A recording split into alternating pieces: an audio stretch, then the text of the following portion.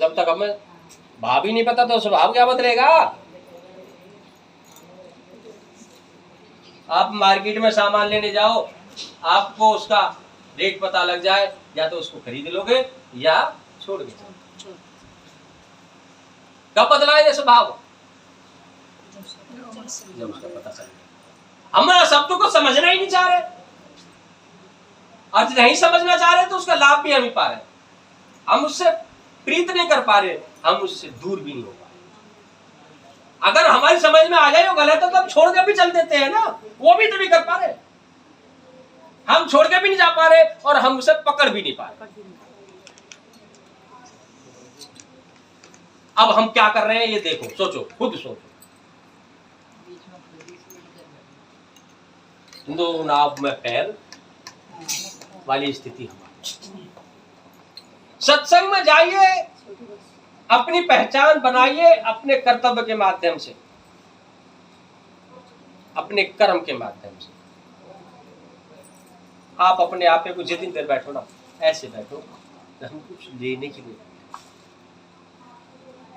हम बिल्कुल शून्य होकर आए, भाव से आए। भाव से मुझको भजे जो भव से मेरा पार हो जाए।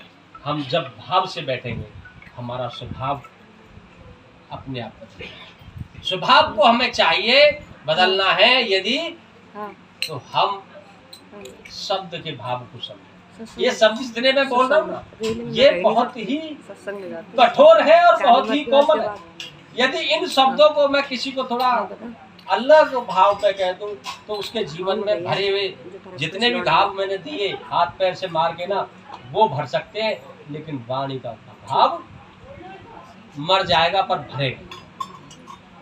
शब्द का घाव इतना कठोर है, और शब्द ही यदि हम किसी से प्यार से बोल के दो शब्द उसके सुन के और दो दिलासा के शब्द उसे दें तो हमारा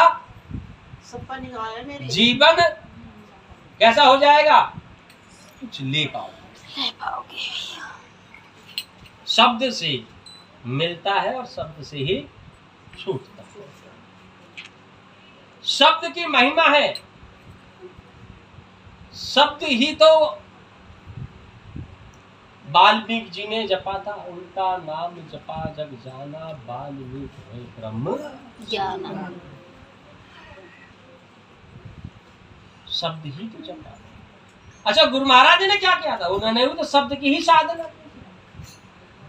जो गुरु महाराज ने आगरा में तपस्या की है, अन्न जल त्याग कर, फल फूल त्याग कर 13 वर्ष की, वो क्या की थी? उन्होंने तो शब्द की ही की थी।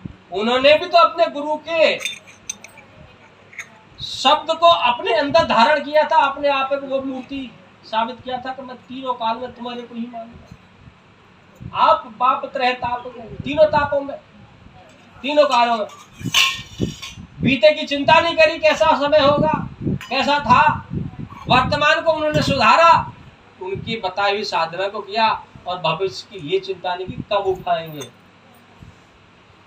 साधना में से, ऐसा विचार नहीं किया उन्होंने जो कह दिया वो अपने जीवन में उतार लिया। अपने आप को 3 काल में जीतने वाली 3000 वाली मूर्ति बना दिया, और 3000 वाली वो मूर्ति आज हम सबको दे आशीर्वाद। उसी का परिणाम है कि आज हम यहाँ पर इतने बैठे हैं इकट्ठे होकर। उन्होंने वही साधना की थी, शब्द की। इसीलिए जरूरी है यदि कुछ प्राप्त करना चाहते हैं हम, तो हम अपने तरफ को मुड़ें, गुरुदेव भगवान के बताए हुए रास्ते पे चलें। वो रास्ता हमें सभी के लिए सदा ही प्रेरित करता आया है और प्रेरित ही करता रहेगा। वो आज उस रास्ते के आधार पे हमें चाहिए कि हम